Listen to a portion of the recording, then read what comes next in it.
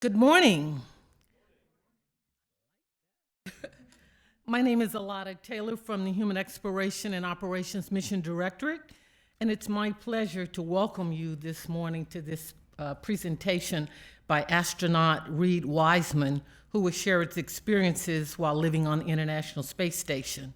We're delighted to have all of you this morning, and especially our future astronauts. Let's give them a hand. Our youth in the audience. Thank you so much for being here. Astronaut Reid Wiseman, call name Tonto. I thought that was interesting. Anybody know what Tonto means? Any of the young people who Tonto was? No? Okay. He was companion of the Lone Ranger. Oh, Tonto. But Reid is an American astronaut, an engineer, and a naval navigator. He was selected in 2009 of one of 9 candidates from 3,500 applicants to begin astronaut training with NASA Astronaut Group 20. At the time, he was serving as a lieutenant commander in the U.S. Navy, flying as a pilot with Strike Fighter Squadron 103 on the aircraft carrier USS Dwight E. Eisenhower. Astronaut Wiseman said he often went to U.S. Navy Blue Angels as a youth, and he developed a desire to become an astronaut when he saw a space shuttle in person in 2001. And I thought, well, that wasn't too long ago, 2001. And when you see him, you'll see that wasn't too long ago. Astronaut Wiseman took part in his first space flight as part of Expedition 4041 on the International Space Station. The mission was for 6 months in duration and lasted from May 28 to November 10 in 2014. He is a graduate of Delaney High School in the suburbs of Timonius, Maryland. He's from Baltimore. Yay, Baltimore for him. He earned a degree from Rensselaer Polytechnic Institute and a master's in systems engineering from Baltimore's Johns Hopkins University in 2006. He is married, and even as young as he looks, he has 2 children, 2 daughters. Colleagues, please join me in welcoming to the podium astronaut Reid Wiseman, who will share his experience. Let's give him a hand.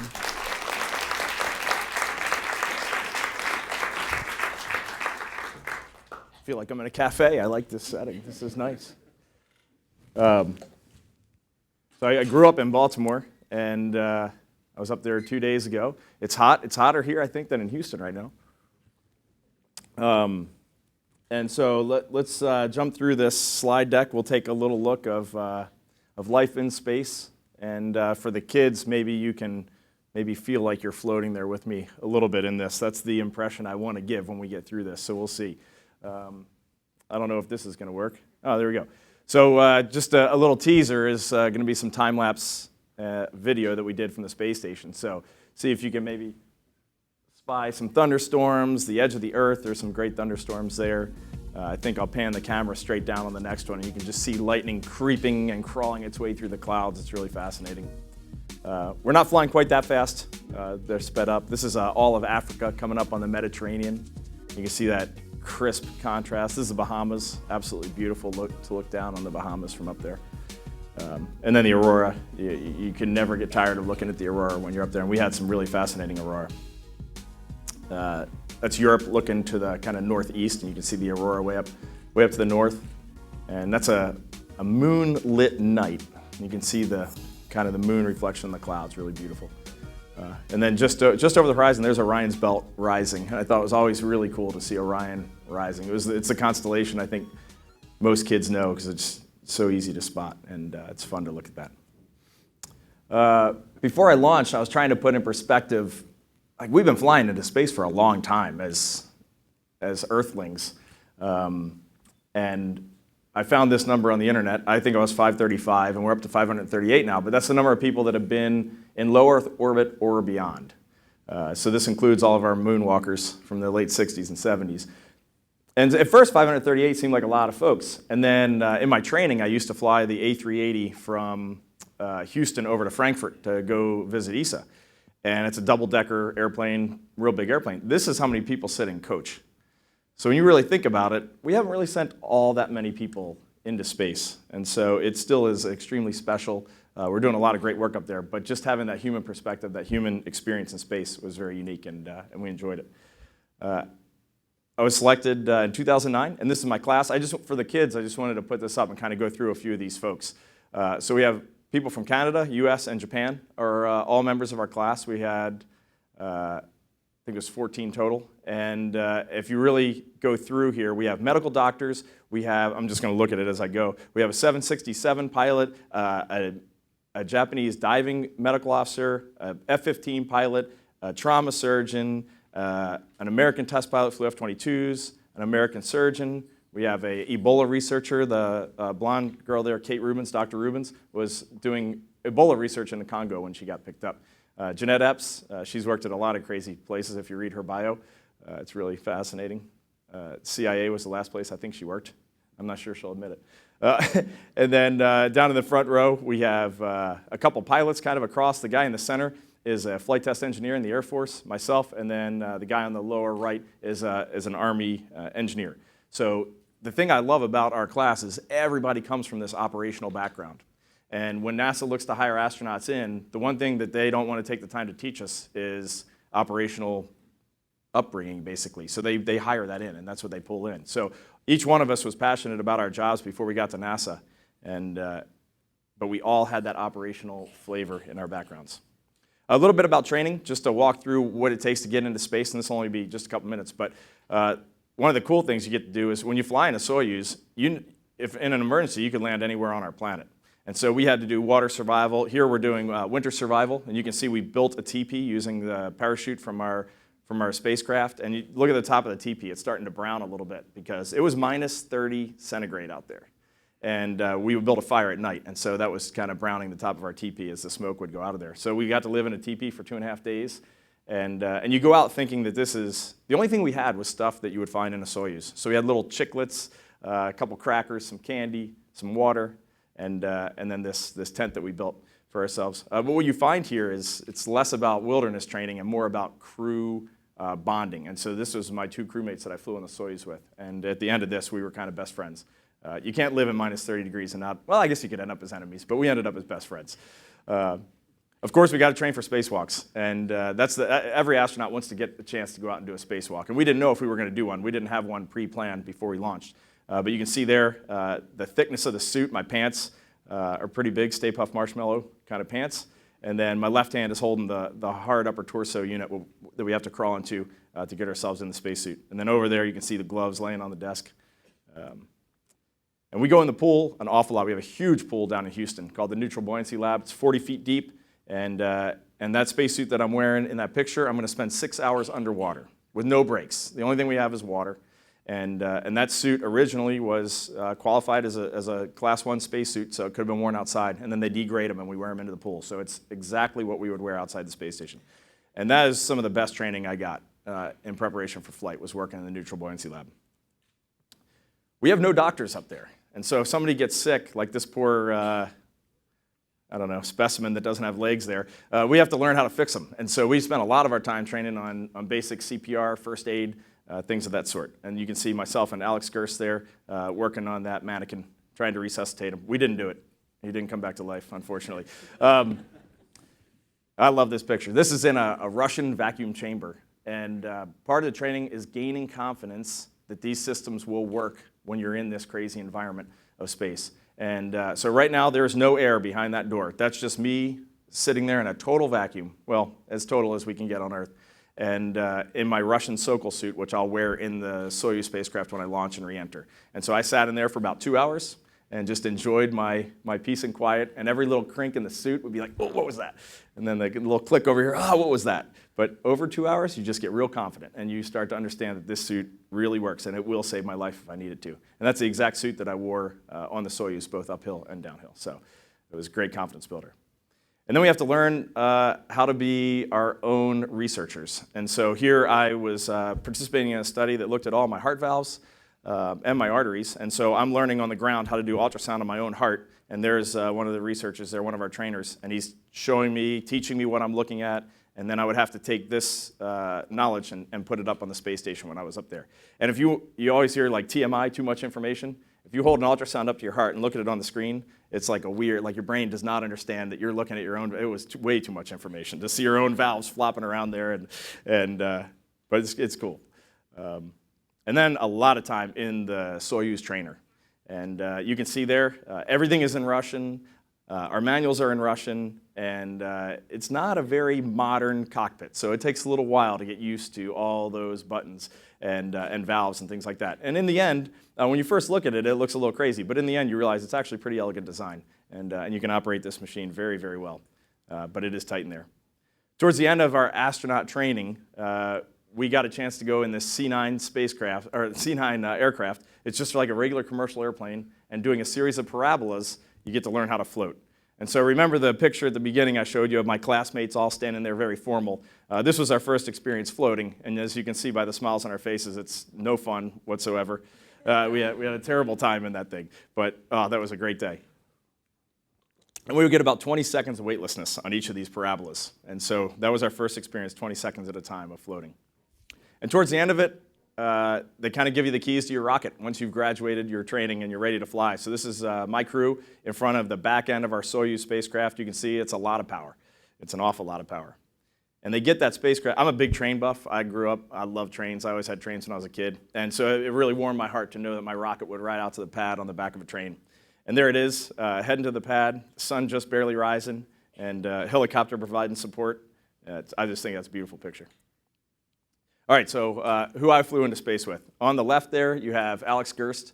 He's a German volcanologist, a geophysicist, a PhD, and an extremely, extremely smart human being. After spending some time with Alex, I understand why you want to go buy a BMW or a Mercedes. I mean, he is the ultimate of German precision right there. And when you fly into space, you need somebody serious who is extremely gifted and intelligent, and that was our guy on our crew. I mean, Alex, he was a book of knowledge. He knows everything about everything. It was great to work with him. In the center there is Max Sarayev. He's a Russian. He was the commander of our Soyuz, and he is a great guy. We always said we were brothers from another mother because we were two peas in a pod, and he was a Russian fighter pilot. When I joined the Navy, he was our enemy. He was the guy we trained against, and here I am flying into space with him. And I'm not sure you can see it on the screen, but I do have to point out, buried down in all the hands, there's a pink Band-Aid on my finger, and that's a Hello Kitty Band-Aid. I cut my finger that morning, and my daughters who were with me in Russia, and of course, they brought out the Hello Kitty Band-Aid, and I went through my Russian qual sims wearing Hello Kitty, and we called it Privyet Koshka. And I don't think the Russians cared for that very much, but our crew loved it. Thought it was great. All right, so let's get off the planet and off into space. A lot of people ask me what's the hardest part about flying into space, and for me, it was this moment right here. Saying goodbye to your kids is extremely difficult.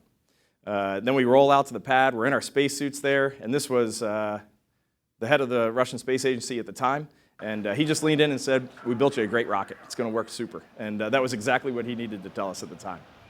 So you can see we're walking up the ladder, about to get in the elevator and ride up to the top of our rocket. And we sit in there for about 2 or 3 hours, and then it's time to go to space. And the engines start rolling about 10 seconds before liftoff, and you can feel it rumbling. And then they kick in, and it's not a big jolt. There you can see liftoff. It just shakes a little bit. It's not like the old shuttle days. We launched in the middle of the night, and there's my family. They're just being lit up by a rocket plume. There's my brother, one of my best friends, my mom in the lower left there.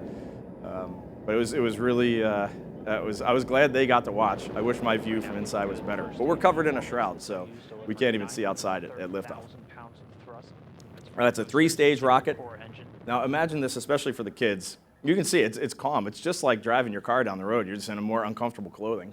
But it's 9.5 minutes from liftoff until we're in space. And we go, in that 9.5 minutes, from 0 to about 17,000 miles an hour. So if you can imagine your parents driving really crazy, that's what the ride is like. You get up to about 4.5 times Earth's gravity, so you're getting pushed back in your seat. And here is engine cutout. It's actually pretty dynamic when the engine stops. So that's 9.5 minutes after liftoff, and now we're in space. And this is great because you can see some raw human emotion of having survived ascent. And look at Max in the middle. He is so happy to be alive. This is Giraffity, one of my daughter's toys, floating there, and we had a GoPro in the cabin with us. And this is absolutely the first look outside. I mean, it's just amazing. And in my time, just being a space lover, I had looked at pictures and video like this so many times that I was really worried when I got to space. Like, would it be like this? I mean, would it kind of just be, okay, that's pretty awesome. When you look outside with your own eyes and your own brain, and you get to assemble this whole picture, there is no video, there is no photograph you could ever look at that even comes within 10% of the beauty of what you get to look at outside that window. It's absolutely amazing. And that was a great moment, getting to look outside with the sun up. It's about 6.5 hours from launch until we get to the space station. So there on the left, you can see our little Soyuz coming up and docking on the right to the International Space Station, where we would spend the next 6 months of our lives. It's a totally automated system. We never had to touch the controls on the way up. Everything worked perfectly for us. Flawless ascent and rendezvous. And there we are. And I've been strapped in to the Soyuz the whole time. So this is really my first chance to float, when we open this hatch and we float through.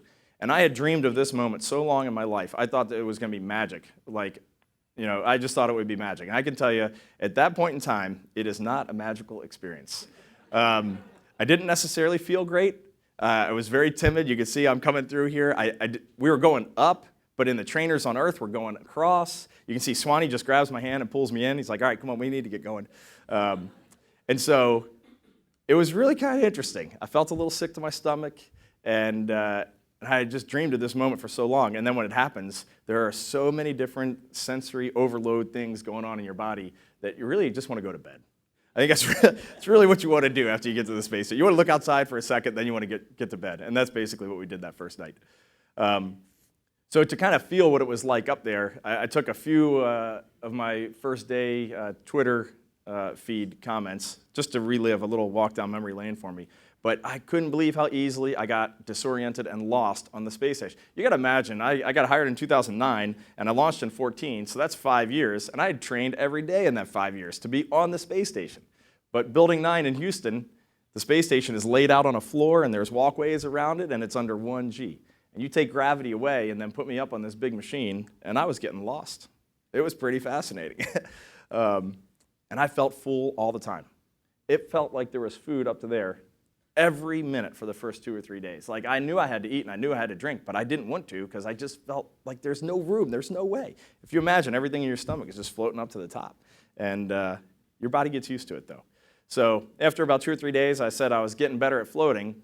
Sorry if that's running off the bottom. But I was still knocking stuff off the walls. You know, like when a baby comes over to your house and you kind of have to kid-proof it, they do the same thing on the space station. They have to take all the heavy science off the walls because we're going to knock it off. And it's funny. There were some great collisions in those first few days. And then we all noted that the tops of our feet hurt because we want to feel like we're under Earth's gravity. So we always go and lock our feet under handrails and stand up on the space station. And you actually get calluses and blisters on the tops of your feet from that. And then my first run, it was about, I guess it was day 3. And if you've never felt food bouncing off the top of your stomach, I don't recommend trying it. It's so weird that I stopped halfway through. I grabbed Swanee, our commander, and I asked him if this was a normal experience. And he said, yeah, that's normal. You'll get used to it. But it took me a while to get to love this treadmill. And in the end, I did love it, but it took a while. And then day 4, I woke up, and it was like a switch had gone off in my head. And I just woke up feeling superb. And I knew this is where I wanted to be. Like space, I joke, I think we're going out on NASA TV, but it's the ultimate lazy person's dream. I mean, you just push like that, and you float from one side to the other. You can pick up a refrigerator with your pinkies and push it over to your crewmate. It's glorious. And then when you get bored with that, you go look out the window, and the view it's spectacular. So here's just a quick schematic. I think most people in this audience are pretty familiar with the space station, but just very quick. Anything that runs horizontal there, that's all truss, and that's support. We don't live inside that horizontal portion of the space station.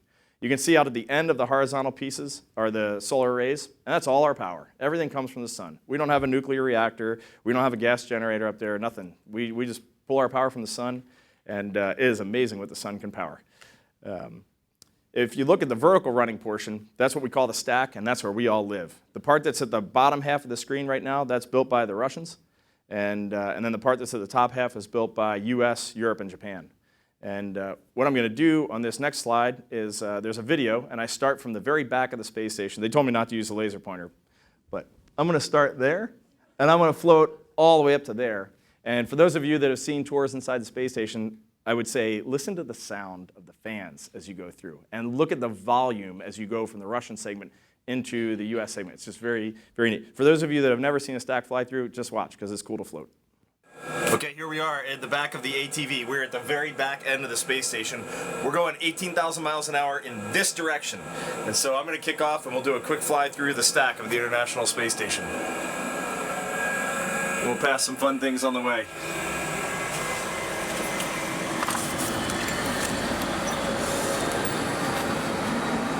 Oh, доброе утро. Dinner table again, got Max. Ah! It's very difficult to squeeze through the Russian segment. Especially when Max is here.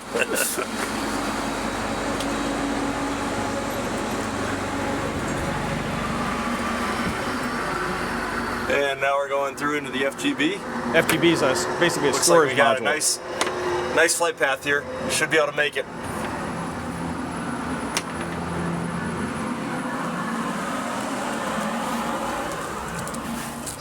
All right, down into node 1. Station's gonna open up. Butch, go high. There's Butch Wilmore. Quick foot tag. Quick aileron roll.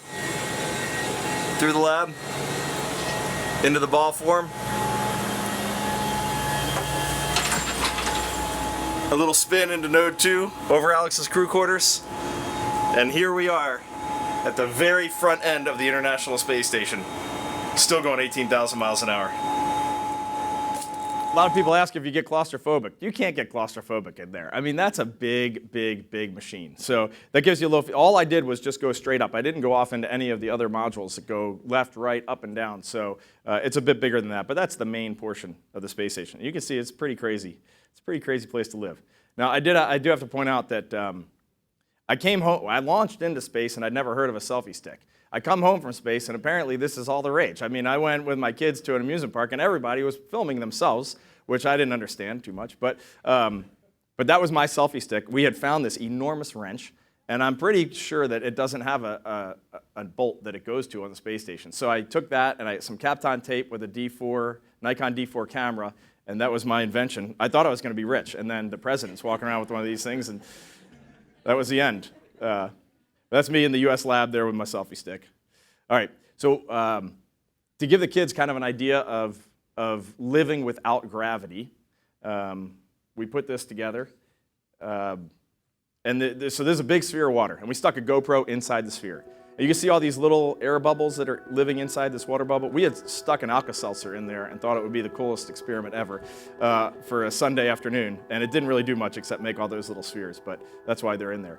And so you can see what it's like to kind of live inside this water bubble. There's me filming. Here's Swanee. He's the commander of the space station, and he looks like a little kid. He's so excited. It was so much fun. He stuck his hand in the water bubble, and it started creeping up his arm, and it actually kind of destroyed the water bubble. You can see Oleg Artemyev right there. He's one of our Russian colleagues.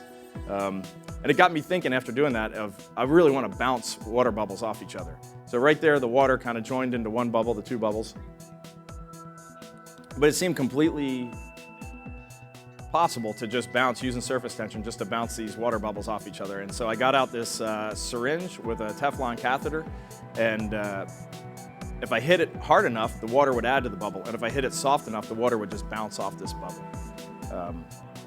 You can see my face through the bubble. It's pretty cool. I had not showered in a long time, so I joked that this is kind of the closest I got to a shower while I was up there. And then I would think, what would happen if I put an air bubble in there? Would it kind of pop the water bubble? What would it do? So I'm going to add a little water, and then I get this kind of, let's put an air bubble in there. So the next thing I'm going to introduce is just air.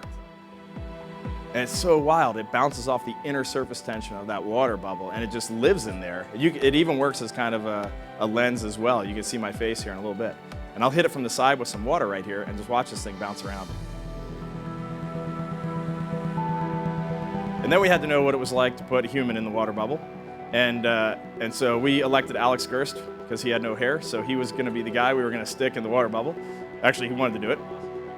And so we made one more big water bubble up there, and this is Alex going in.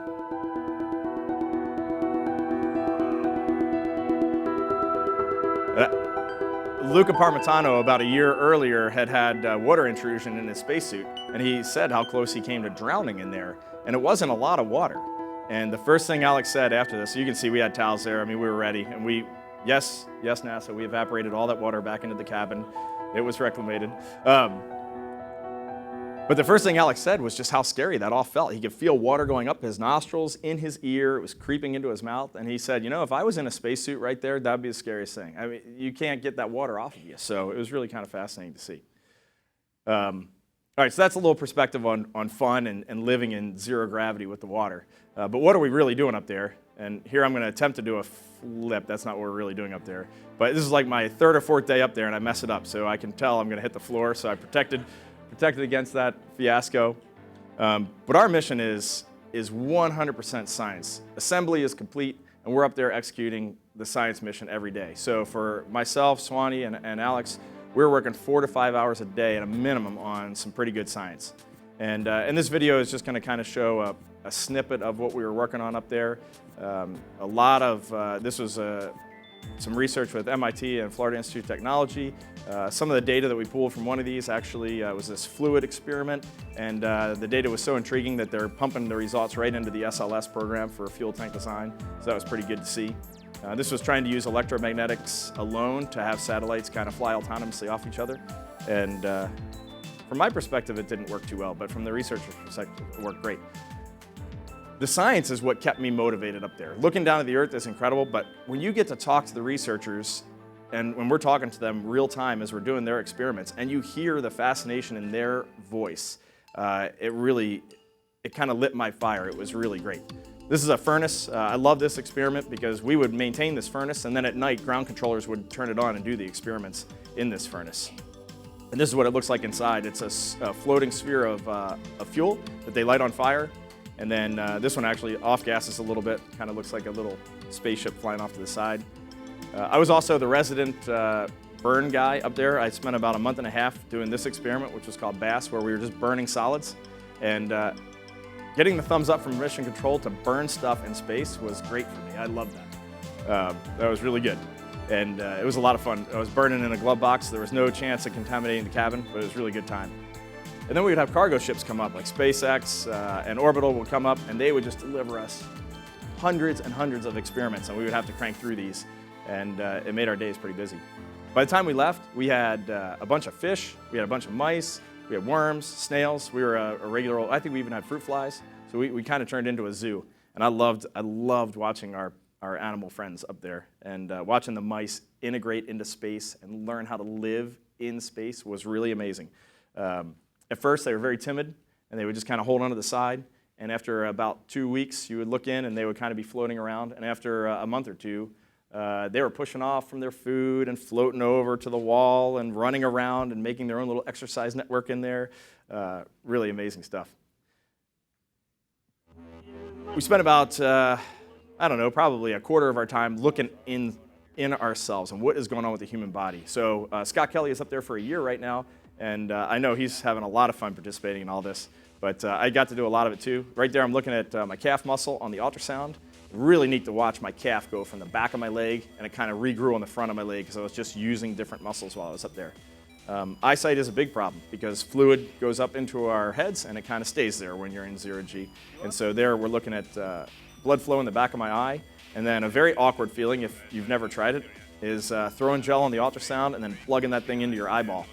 And getting to look at the shape of your eye through ultrasound, and really neat to get to see all that. And we got to take care of our bodies too, so we would spend about 2 hours a day working out. We have this machine, it's called ARED, which lets us squat up to 600 pounds. So if any of you guys become power lifters, you're fine in space. I never got there, I got about 350 pounds. That was my best. And then the good old treadmill, which is mounted on the wall facing straight down. And so this is an Earth orientation of our treadmill, and our treadmill is right next to the outhouse, which is our bathroom. We don't have a whole lot of space up there, so you gotta do what you gotta do. It took a while to get used to running, and then once I was used to it, it was great. And since we don't have any scientists up there doing the kind of the evaluation of the research real time, anything that comes out of our body, and we take urine samples, blood samples, skin samples, saliva samples, and we freeze all of that and send it down. I kind of like this video because right here at the end, I had lost this desk and pack, and Swanee grabs it, and it highlights how hard it is to manage everything when it's floating. And I was so scared to lose a blood sample or a urine sample, and there goes all that data. So we would always check that surrounding after we would get the stuff in our freezer. And why I was wearing short sleeve shirts working on a minus 100 centigrade freezer, I don't know. It wasn't the procedure to wear a long sleeve, but I can tell you I started. That is cold, cold, cold storage right there. All right, and then some of my favorite work up there, I'm getting better at the flips here, but I'm still not quite there. Some of my favorite work was running the maintenance. And so we don't have too many spare parts. We got to work everything while we're up there and fix it. That's our water reclamation system. So it takes sweat from the cabin, condensation, and urine, and it runs it through a recycling system and then pumps that back into our drinking water. We can also strip it down and make oxygen out of it. Pretty cool. And then there I'm working on this gigantic furnace. I also have some science attached to my forehead, monitoring my internal temperature, so I didn't look too cool there. But just working all this, it makes you realize how big this team is supporting you, thousands of people, and that's the only way we get this job done. There's Swanee and I changing out a pump on a spacesuit, and not designed to be changed on orbit, but we did it anyway, and then we'd wear that suit outside. Our treadmill broke, so we had to fix that. Our toilet always broke. Well, not always, but it broke a good bit. So there's Swanee, a PhD in computer science, working on the toilet, getting it back up and running. And I tell you, if the toilet breaks, it's all stop. The crew wants that thing back in a hurry. We have two up there, one in the Russian side and one in the US side. And so if we had a couple times where both were broken at the same time, and that's definitely all stop. All right, and then every astronaut's dream is to get to do a spacewalk. It's like the, if any of you are race fans, you want to see a crash. You don't want to admit that you want to see a crash, but you probably do want to see a crash at some point. And when you're up there inside, you're always secretly hoping something will break outside. You don't want to admit it because that would be terrible to admit that, but you are hoping it. And so come about October, we got the chance to go out and do 2 spacewalks. First one was with Alex Gerst, and that was great. 2 rookies going out the door. First time in the space station program we had done that. And if you want to up the gains and up the nerves a good bit, that was it for me because I was really nervous I wouldn't be able to get the airlock hatch open. I had to open the hatch, and it's kind of a little awkward way that it comes up and rotates back.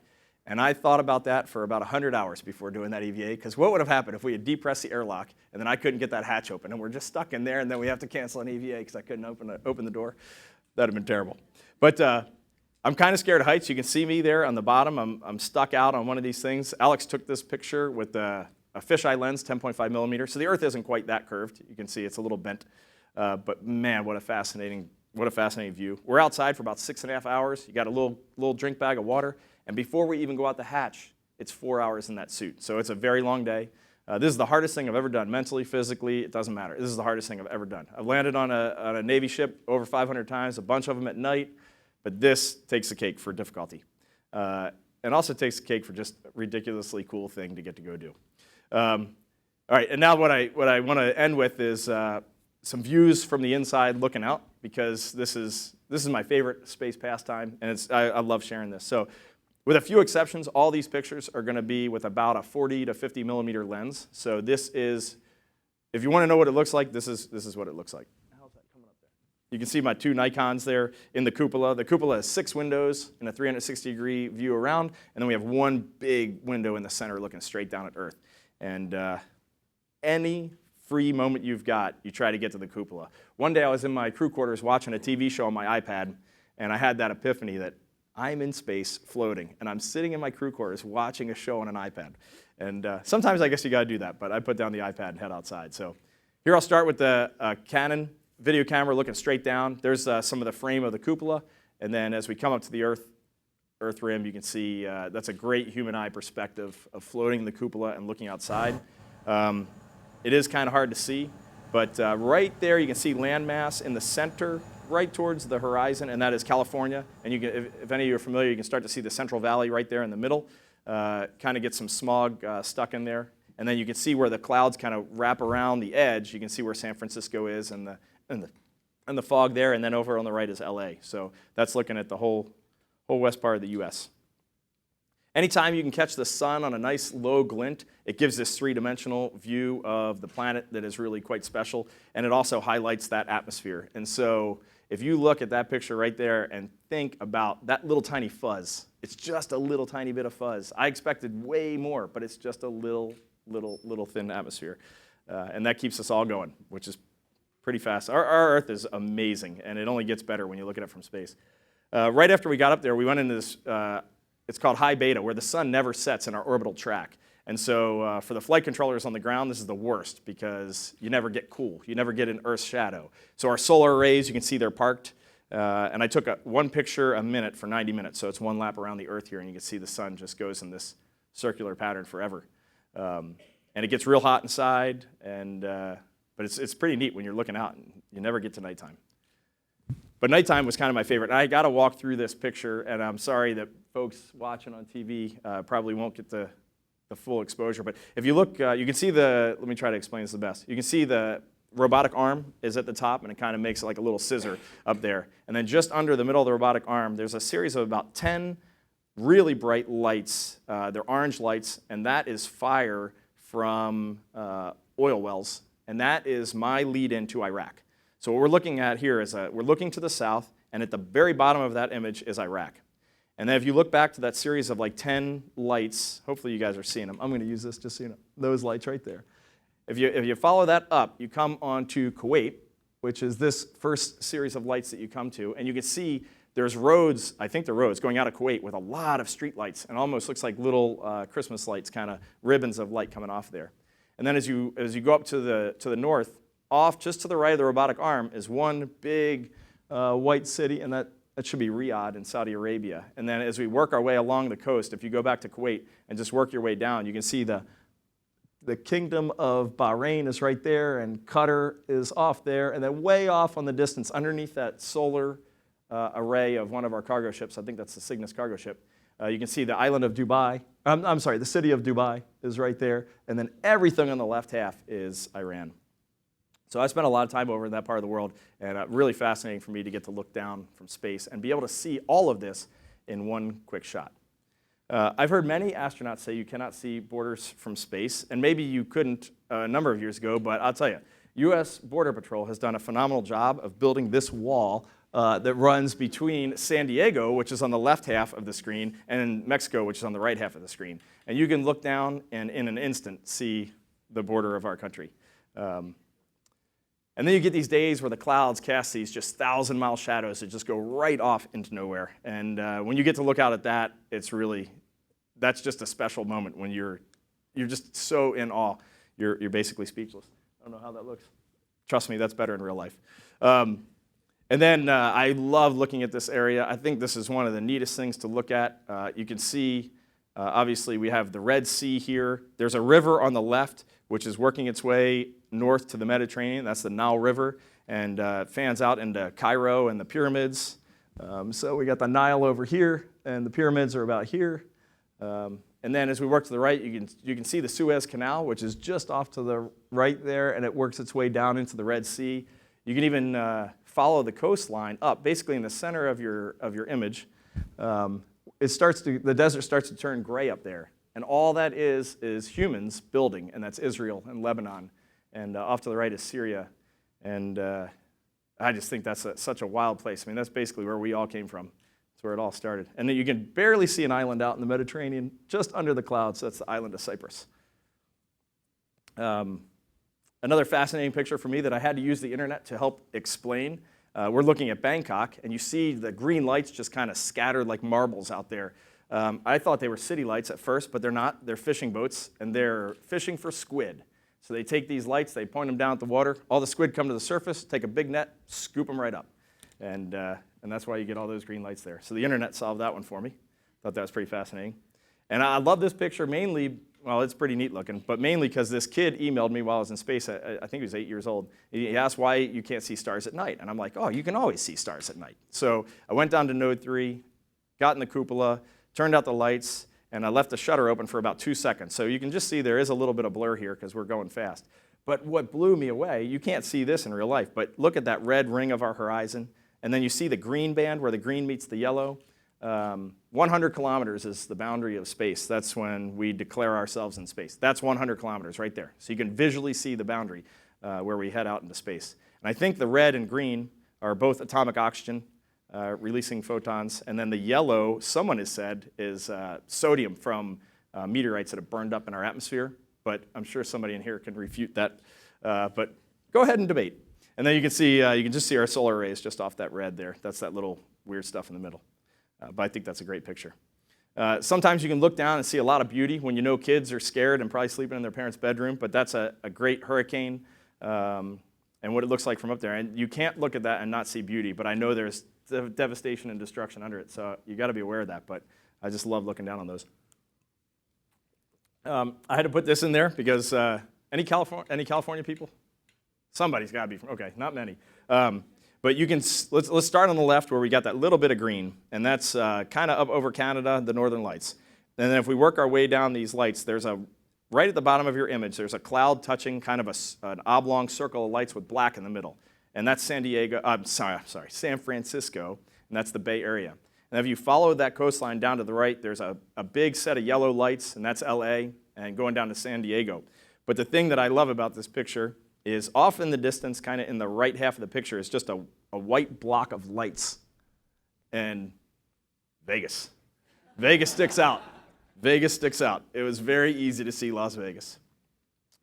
This picture sparked my post-ISS vacation plans. This is looking straight down on the Bahamas.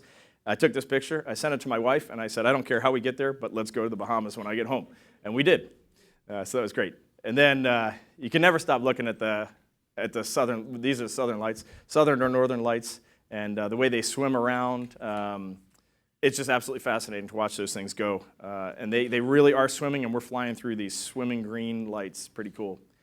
All right, this one was not taken with a 50 millimeter, so this is looking straight down over London. And you can see the river that snakes through there, the River Thames. There's down at the bottom is probably the Ferris wheel that they built, very big Ferris wheel. And the reason I love this picture initially was in the river, you can see the shadows of the buildings. So look at how the buildings are kind of drawn along that river.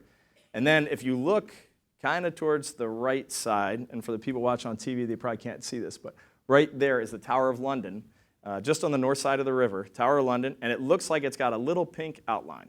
Hopefully you can pick that up on the screen behind me. Those are all poppies that were laid there for a war memorial. And I didn't even know this, but I put this online, and people went nuts that you could see that from space. And then I went nuts, because I think that's wicked. I love it. Okay.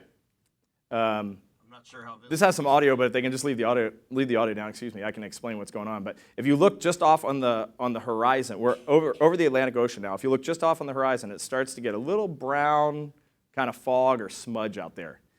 And as I look to the right, you can see this kind of brown is coming down. And now you can see it's kind of taking up half of the Earth right there as you look.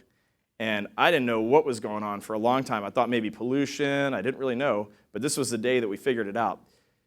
Sandstorm in the Sahara Desert is blowing up, and it's pushing particulate across the Atlantic all the way over to South America and into Brazil. I mean, really amazing to watch our Earth reshape itself and move a desert into a rainforest. I just thought this was the day where I learned that our Earth is way more alive than any of us sitting here. It's really an amazing thing to get to see. Real quick, we're looking at, this is all of Europe, and the big city kind of in the center is Paris, and then off to the right is London. And because we're sitting here in Maryland, this is where we are. You can just make out the Chesapeake Bay there, maybe. And so, yep, you can see the Chesapeake Bay, and then we're up in the clouds right around there. And then this is that view looking straight down. So the bottom left, the first city you see is Washington, D.C., and then you move up from there to Baltimore, up into Philly, and I mean, look at Manhattan. It's just a huge gray city, we'll call it. And then the thing I went out to the Appalachians a lot when I was a kid with my parents, and you can see the mountains and the way they curve around Pennsylvania off there on the left side and then start heading south. I thought that was real fascinating to look at. If you pull out the big camera, and that's a little window down in the Russian segment, so it's a pretty tiny window. But if you pull out the big camera and you start looking down, you can make out your cities like Baltimore. That's where I grew up, just to the north of that. And then if you really zoom in, you can start to see there's two stadiums there. There's Camden Yards where the Orioles play, and then you can also see where the Ravens play, and then you can make out most of Baltimore. You could never do this with the human eye. This is taking an 800 millimeter lens. It's about 2 or 3 feet long, and looking down on Earth. But it's really cool to do that, and you get a close connection with your buddies there. Who has been through the Maryland August thunderstorms? This is the August thunderstorm that rolls across every single day. And so you can see that, you can just make out the coastline here. Chesapeake Bay is going up there. And my parents' house is right about under one of those big thunderstorms there. But I thought that was great. I mean, when you're a kid, you got to get out of the pool. And those were always sad moments. And I'll narrate this one too. So this is that night shot of all of us in this room right now. And so the city on the bottom there is DC. That goes up to Baltimore. If you take I-95 to the right, you go up through Philadelphia, and then New York City. You can see Long Island is just huge. Boston's on the far, far right. The sun is just starting to come up over the horizon. If you work from Boston to the north, I think that's Ottawa. And then as we go over to the left, I think we have Buffalo, Toronto, and then on the far left, I think we got Cleveland and a little bit of Detroit sitting there. So, and just remember, this is the camera just looking out the front. You know, this isn't all looking around that whole place, and so it's amazing. Italy, they're very nice. They outline their whole country. So really fantastic. You're from there? Okay. Well, we'll get to Sicily in a second. So if you track from the north coming down, you see Rome and into Naples, and then you take the tip of the boot out and you hit Sicily. All right, and it looks great. And if you look down in the lower right hand of Sicily, there's a ring of black with a city to the south of it, and that's Mount Etna. And if you look right in the center of that ring of black, right there is lava in Mount Etna, so you can see down into the little lava stack there. So that people ask, what's your favorite picture from space? That's my favorite picture from space. That can't be beat. And then every once in a while, you look out and you just see this kind of blanket of clouds. A lot of folks ask, are there aliens? And you can't look there and not believe that there has to be life out there. And that's kind of NASA's charge, right, to find life. And I think we got to keep looking because it has to be. It absolutely has to be out there. I think what I'll do, because we got about 15 minutes left, maybe not even, is let's fire off some questions. And I'll stop this brief kind of with that in the background. I'm supposed to wait 8 seconds to see if anyone asks a question. So we have time for a couple of questions. Please wait to get the mic before you speak. Any questions? There's one, Nora. Nora. Yep, go ahead. I was wondering, what is your happiest moment in space? You got 6 months to think about your happiest moment in space. I think being a rookie, I'm going to answer this from the perspective of a rookie space flyer. My happiest moment was when that third stage cuts off and you're in space and you get to look out that window at your Earth underneath of you. And you've probably dreamed about this your whole life. I had, in some way, shape, or form, dreamed about that moment for my whole life. And so I would have to say that's probably it. That's probably it. I think when you come in from a spacewalk and it was successful, there's a great feeling there. But that feeling of looking outside and going, wow, this is fascinating. This is truly incredible. That's probably the best. Good question. When you went to space, what items did you bring with you? What items did I take with me when I went to space? This shirt was one of them that I'm wearing here. I took a couple shirts. I took a shirt from my elementary school, my middle school, my high school. And then I took a few items from some friends. One person sent me a watch, so I flew that. But we get a little suitcase. It's about this big. It's not much. It's about the size of a shoebox. And what you can pack in there, as long as you don't pack lead, what you can pack in there, you can take to space. And so I had that. I had some stuff from my kids. I had a stuffed animal, some pictures of my family. But that's really it. You don't have a whole lot of luggage space. So that was. Oh, I took a yo-yo. And it was really fun to play with a yo-yo. You can never make it sleep, you know, where you kind of yo it down and it just stops at the bottom. Doesn't work up there. But it was fun to play with the yo-yo. Good question. Yeah. I'm curious, you were recruited in 2009, you qualified in 2011, so that pretty much puts you like at the end of the shuttle era, right? So how was your training different from previous things, and how do you relate to the shuttle era astronauts? Well, most of them have departed, so it's easy to relate to them. No, I'm just kidding. So we got a very little bit of shuttle in our initial training because they just wanted us to see legacy systems. So we did an Apollo kind of course, and we got to talk a bunch of the moonwalkers. We did a shuttle course, so we got to see what a winged vehicle looks like. And then from then on, it was all about space station, spacewalking, learning Russian, and controlling the robotic arm. That was the main focus of our training right there. And then once you get assigned to your mission, then it's really focused on launch vehicle, Soyuz. So my knowledge of shuttle, unfortunately, is pretty limited, very limited. Other than the fact that that basically motivated my entire life. So. Could you talk about re-entry back to Earth, both in terms of spacecraft and your readjustment? Sure. Back to I think they save the best for last. If you're a roller coaster enthusiast, they definitely save the best for last. We get in our little spacecraft and you undock from the space station. About 45 minutes later, you do a deorbit burn, which is only a 4-minute burn. It just barely knocks off your speed a little bit and starts hurtling you back towards the Earth. And then we have compartment separation in the Soyuz. So the little part that we're sitting in has 2 other segments that kind of get pushed away. And that's when you know you're all alone in your little tiny spacecraft and you're definitely coming home. And those things get pushed away. And I just remember Max was sitting right here. And Max is like, oh, look, that thing out there is really on fire. And we look out the window, and there's just stuff coming off of it like crazy. And I was like, that's amazing to look out there. It was part of our spacecraft a few minutes ago, and now it's disintegrating. And then my brain goes, wait a minute. You're right next to that thing. This is exactly what's happening to you right now. You just have a heat shield, so you're alive. And that was when it was just like, this is nuts. And you can see I had a little window right here. And you can hear your reaction control thrusters firing. It's just like pop, pop, pop. And every time they fire, you get these little fireballs that go by your window. And then as you really start hitting the thick part of the atmosphere, the window turns from pink to red to maroon and eventually to black. You can't see anything anymore. And that's all just little bits of your heat shield, ablative heat shield, that are just kind of running up the side and getting stuck on the windows and all that. And so really amazing. And you got your fingers crossed about like this. And then the parachute comes out. You're still supersonic. You've just been at about 5 Gs. Now you're kind of relaxing a little bit so you can breathe. And then the parachute comes out. And then it's just crazy mayhem. And you feel like you're tumbling and flipping around, and you are tumbling and flipping around and spinning around. And then it all starts to quiet down, and you're just kind of coming down under parachute. It's real nice. But there's a few more surprises left, because you got to jettison your heat shield, and they cock the seats up for landing. And so right when you're least expecting it, there's a huge pyroblast. The whole spacecraft starts to spin around. The seats cock up. All of a sudden, your window goes away. You can actually see outside. The cabin depressurizes once you're, I guess it's like 25,000 feet. So all this mayhem is going on. And then that all calms down, and you ride your way down.